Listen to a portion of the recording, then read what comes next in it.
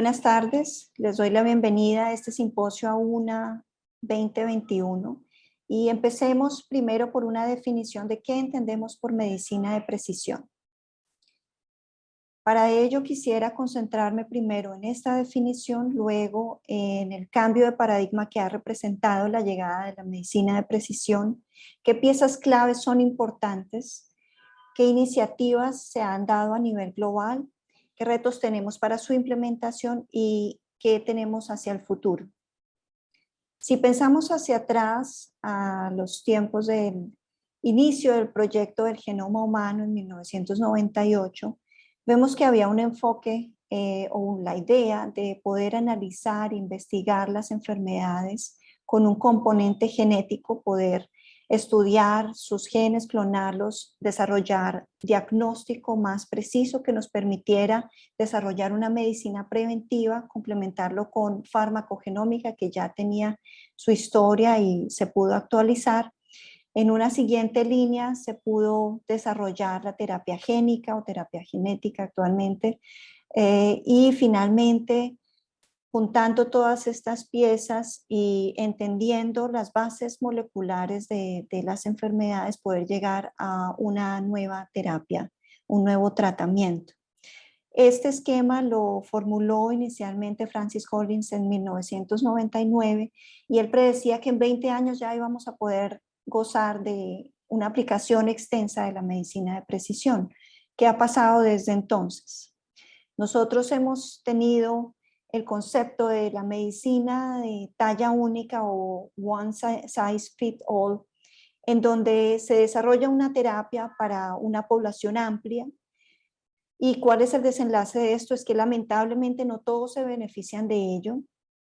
Algunos desarrollan efectos adversos y los que se benefician es una población relativamente baja todavía.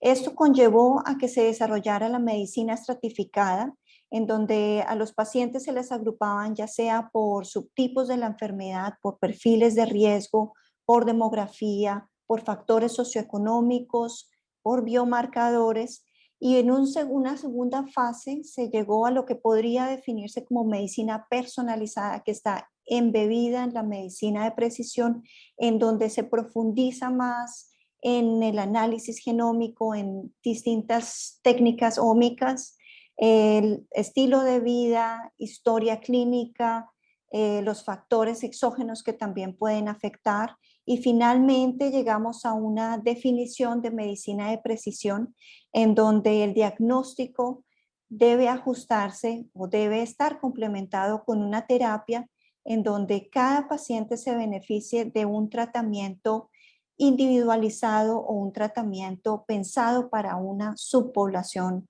de personas que pueden recibir mayor beneficio y reducir efectos adversos. Con esto entonces podemos llegar a la conclusión que la medicina de precisión se apalanca en los avances de la tecnología y biología molecular para obtener información holística y permitir una evaluación más precisa y un tratamiento más personalizado que conlleven a un mejor desenlace médico.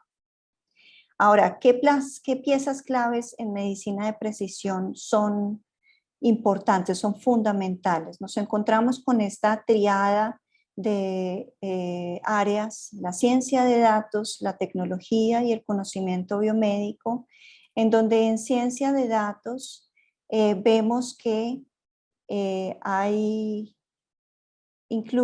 están incluidas la gestión de datos, la inteligencia artificial.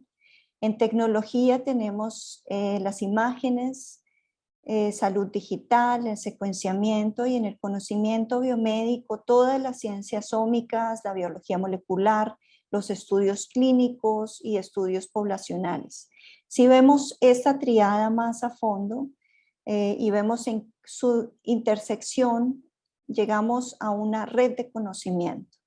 Esta red de conocimiento podemos ampliarla teniendo más variables y poniendo siempre en el centro al paciente, rodeado de 4 pilares fundamentales para que la medicina de precisión pueda ser exitosa.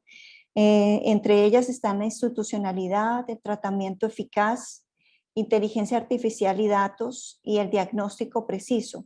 Cada una de estas ramas ha venido desarrollando subgrupos muy importantes que nos conllevan a un mejor diagnóstico de las enfermedades. Si nos enfocamos, por ejemplo, en el diagnóstico preciso, vemos que en el caso de la oncología de precisión requiere de un comité molecular de tumores, un asesoramiento genético, que haya una patología esté incluida, obviamente, en el diagnóstico preciso, un perfilamiento genético, un diagnóstico molecular. Si nos enfocamos en estas herramientas de diagnóstico, vemos que hoy por hoy tenemos imagenología avanzada, hay biopsia de tejido, últimamente biopsia líquida, en donde se ha avanzado mucho en el análisis de sangre, plasma, suero, líquido cefalorraquídeo, incluso orina o saliva, en donde podemos encontrar biomarcadores que nos pueden dar una guía en tanto el tratamiento y el seguimiento, monitoreo de pacientes. Y esto también complementado con pruebas rápidas y obviamente analizando datos del mundo real, el uso de dispositivos portátiles y haciendo uso de la inteligencia artificial. Si nosotros ahora vemos en esta figura de Matryoshka, cada uno de estos puntos individuales, no llegaríamos a un análisis completo. Si ampliamos esta visión y vemos que últimamente ha venido dándose un desarrollo en técnicas menos invasivas y que pueden analizarse mejor en conjunto y llegar hasta un límite de detección muy bajo, podemos ver que podemos ir desde el microambiente, de donde se da la enfermedad, en caso de oncología de precisión, por ejemplo, un tumor sólido. Podemos analizar el tejido, pero podemos ir mucho más a fondo y empezar a analizar hasta la epigenética, incluso microRNAs que pueden ya ser parte del diagnóstico y del monitoreo. Algunos ejemplos en donde se ha venido aplicando con mucho éxito la medicina de precisión, y creo que ustedes los han escuchado, están la diabetes, las enfermedades cardiovasculares, algunos trastornos neurológicos, por ejemplo, Parkinson. En oncología, sin duda, es una de las áreas en donde más se aplica, fibrosis quística, en enfermedades infecciosas y enfermedades raras monogénicas. Ahora, ¿qué iniciativas se han dado a nivel global? Seguramente hay muchas más, yo traté de resumir algunas que encontré que me parece que se enfocan mucho en genómica y tienen una visión más amplia de en dónde estamos. Si empezamos con Estados Unidos y Canadá, vemos que en Canadá hay una iniciativa de medicina de precisión impulsada desde el gobierno, al igual que en Estados Unidos, en donde ha habido varios proyectos en medicina de precisión que han tenido un inicio desde el 2011. Actualmente se agrupan en el programa All of Us y que tienen una iniciativa pública-privada. Si vemos hacia Europa, vemos que hay, en cuanto a oncología de precisión, está la Organización de Institutos de Cáncer Europeos, en donde ellos hacen una evaluación y acreditación de distintos centros de tratamiento integral de cáncer. Y específicamente en Europa, en Alemania, vemos el Centro Nacional para Enfermedades Tumorales, que ya actualmente es una red, inició en Heidelberg y ahora está en más ciudades. También tenemos en los países escandinavos otras iniciativas en medicina de precisión. Si nos vamos hacia Asia, vemos que hay una iniciativa también que inició en 2016 en China. En Singapur hay otra iniciativa que es pública, es del gobierno, que se llama Precise. Y bueno, ven aquí ilustradas también en África, hay una que inició recientemente. Y en Latinoamérica tenemos dos grandes iniciativas muy recientes. La Alianza Chilena en Medicina de Precisión es una alianza público-privada que reúne a gobierno, universidades, también industria farmacéutica, y la iniciativa brasileña para medicina de precisión, que impulsa proyectos también de investigación en medicina de precisión. Entonces vemos que se ha movido bastante el tema y por supuesto en nuestra región quisiéramos continuarlo impulsando. Ahora,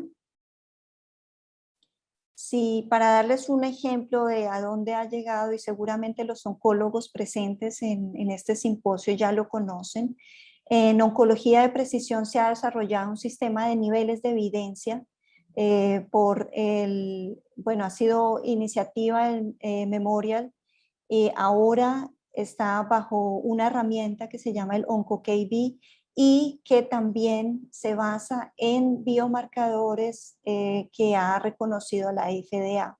Esto significa que son niveles de evidencia que van desde el cuidado estándar, en donde hay un biomarcador predictivo de respuesta asociado a un medicamento aprobado por la FDA, hasta niveles de tratamiento a niveles de investigación. Y hay dos áreas adicionales de resistencia, uno que es del cuidado estándar de resistencia y otro de resistencia que todavía está en nivel de investigación, o sea, preclínico. Entonces vemos que ha avanzado mucho en estas áreas y seguramente a lo largo de este simposio escucharemos de otras áreas. Ahora, ¿qué retos tenemos para su implementación?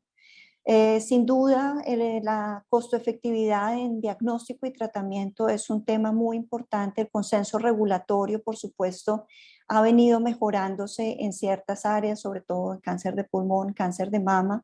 El acceso a un diagnóstico y unas terapias adecuadas es algo que es muy enfocado hacia nuestra región latinoamericana, en donde estamos empezando a explorar la genómica y el diagnóstico molecular a gran escala, incluyendo secuenciamiento, la capacidad limitada de la integración de datos, que aquí juega un papel fundamental la inteligencia artificial, la ancestría de genomas de referencia, en donde la diversidad genética de poblaciones todavía es muy baja.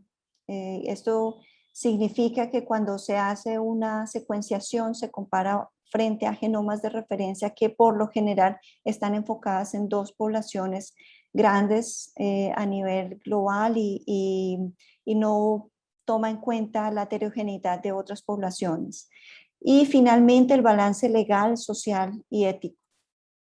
¿Qué futuro tenemos en la medicina de precisión? Bueno, lo ideal sería que un paciente, por ejemplo, llegara a urgencias. Si no hay una forma de llegar a un diagnóstico pronto, existiera un comité interdisciplinario, se pudiera tomar una muestra y finalmente se diera un diagnóstico y tratamiento en menos de 48 horas. Tal vez esto parezca un poco irreal, pero hay un caso muy interesante que fue publicado este año a comienzos de este año, en donde es un caso pediátrico, en donde se presentó un paciente que ya tenía una historia familiar de enfermedad. Se presentó a las 10:49 de la noche en urgencias. Se hizo un estudio en un comité interdisciplinario. 14 horas después, 4 horas después se tomó una muestra de sangre. 16 horas después se llegó a un diagnóstico y el diagnóstico, después de correr un secuenciamiento total, fue de un síndrome de disfunción metabólica del metabolismo de la tiamina, en donde encontraron una mutación patogénica que afectaba el transportador 2 de tiamina, y que finalmente su tratamiento consistía en dar vitamina B y biotina, este complejo. Si no se hubiera dado, este paciente hubiera muerto. Ya tenía un historial de un hermano suyo también murió por esta enfermedad porque no pudo ser detectado a tiempo. Entonces vemos que el futuro está muy cerca. y que tenemos mucho trabajo por andar y usar todas las herramientas que tenemos actualmente en biología molecular y en genómica. Muchas gracias por su atención.